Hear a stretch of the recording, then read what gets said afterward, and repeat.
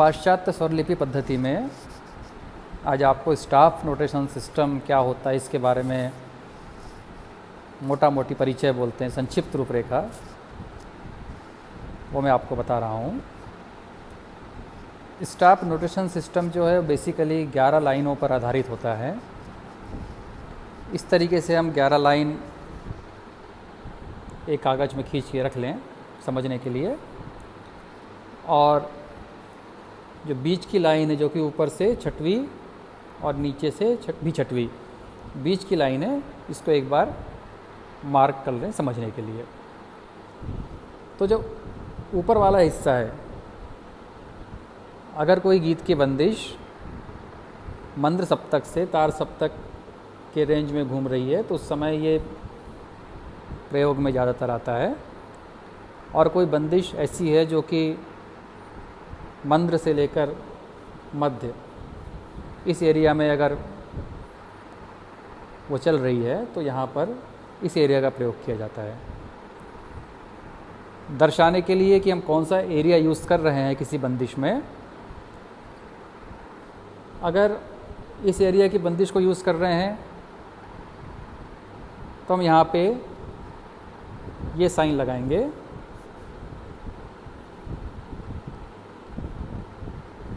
इस तरह का साइन लगाएंगे जिसको बोलते हैं ट्रेबल क्लैफ। अगर किसी बंदिश में ये साइन लग के फिर आगे बंदिश शुरू हो रही है तो ये समझा जा सकता है कि ये जो बंदिश है यह मध्य से तार सप्तक के रेंज के बीच में ही घूम रही है। और कोई ऐसी बंदिश आ रही है जो कि मध्य से मंद्र की ओर आ रही है तो हम उस जगह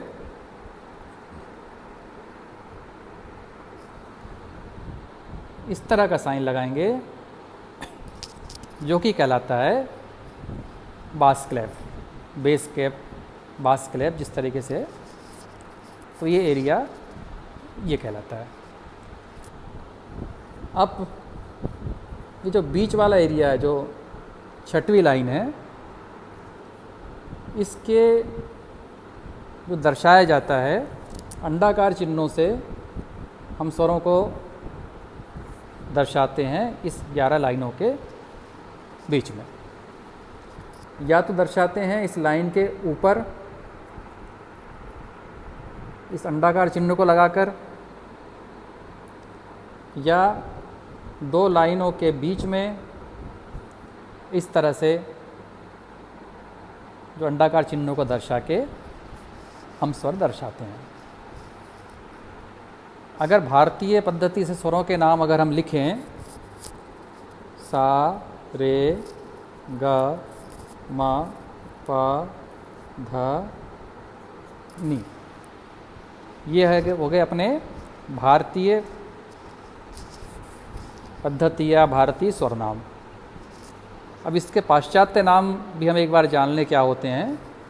सा को बोलते हैं C, C D E F G A B, सा को बोलते हैं सी, रे को डी, ग को ई, मा को एफ, प को जी, ध को ए और निषाद को बी। इसे एक बार देख लें।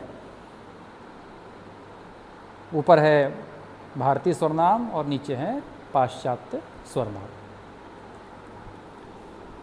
अब ये जो बीच की लाइन है, छठवीं लाइन, नीचे से छठवीं ऊपर से छठवीं, इसके बीचों बीच अगर हम गोला लगाएं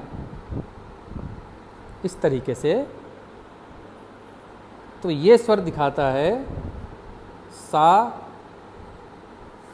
या पाश्चात्य नाम से इसको लिख दें हम सी। ठीक है, छठवीं लाइन के बीचों बीच में अंडाकार चिन्ह लगा के अगर हम दर्शा रहे हैं तो वो कहलाएगा सा या सी। अब ये छठवीं लाइन है, ये पांचवी लाइन है, दोनों के बीचों बीच हम अंडाकार चिन्ह लगाएं इस तरीके से, दोनों के बीच में लगाना है, दोनों के ऊपर नहीं, दोनों के बीच में लगाना है। तो ये कहलाएगा रे या पाश्चात्य में देखें तो डी। इसी तरह से क्रम से हम ऊपर बढ़ते जाएंगे।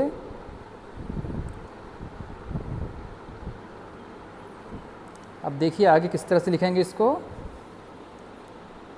छठवीं में लाइन के ऊपर, उसके बाद लाइन के बीच में, फिर पांचवी में लाइन के ऊपर, उसके बाद में फिर बीच में।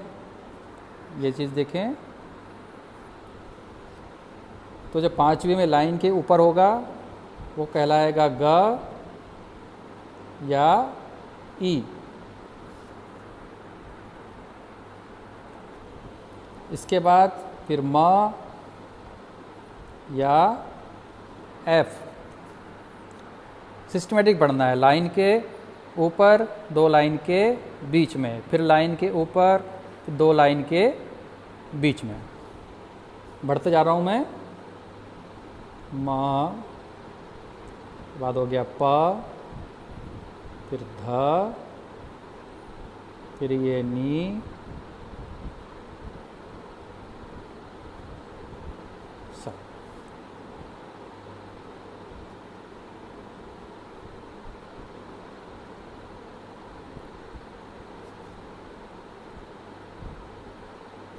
ये देखिए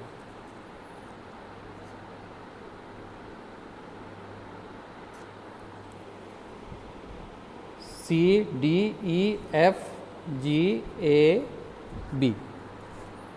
एक बार हम इसको नी तक ही लेते हैं समझने के लिए, ताकि एक ऑक्टेव आपका पूरा हो। सी से लेके बी तक यहाँ दिखे सारे गामा पा धा नी।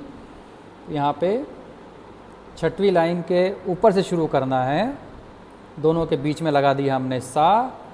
फिर क्रम से ऊपर लाइन, बीच में अंडाकार, लाइन के ऊपर, लाइन के दोनों लाइनों के बीच में अंडाकार। इस तरह से क्रम से आप 7 बड़ा ऊपर लिखते जाइए, सारे गामा पा धा नी।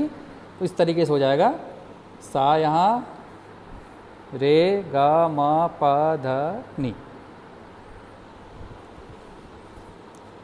अब ऊपर आगे और हमें लिखना हो, तार सप्तक के स्वर अगर लिखने हो, इसके बाद फिर से ये तो सा हो गया, फिर लाइन के बीच में रे, दोनों लाइन के बीच में ग, फिर लाइन के ऊपर म, सा रे ग म। इस तरह से देख लीजिए ये ऊपर हो गया। और पास से दिखाता हूँ। क्रम से बस बढ़ाते जाओ, लाइन के ऊपर, लाइन के बीच में, लाइन के ऊपर, लाइन के बीच में, ऊपर ऐसे बढ़ते जाइए, नी तक पहुँचो। उसके बाद फिर सा से तार सप्तक अपना शुरू हो जाएगा। उसके बाद भी ऐसे ही फिर लगाते जाओ, तो ऐसे ही ऊपर तक अपन इसमें पहुँच जाएंगे। ये हुआ ऊपर के साइन। अब सी से नीचे जाओगे तो मंद्र सप्तक का शुरुआत हो जाएगा। छठवीं लाइन के ऊपर हमने लिखा था सा, अब नीचे उसके बीच में, दो लाइन के बीच में गोला बना दो, तो ये हो गया मंद्र सप्तक का नी या मंद्र सप्तक का बी। ठीक है। उसके बाद फिर लाइन के बीच में अंडाकार चिन्ह लगाइए, ये हो गया मंद्र सप्तक का धैवत। इसी क्रम से फिर आप दोनों के बीच में गोला लगाएं, तो ये हो गया मंद्र सप्तक का प। पास से देखें ध्यान से।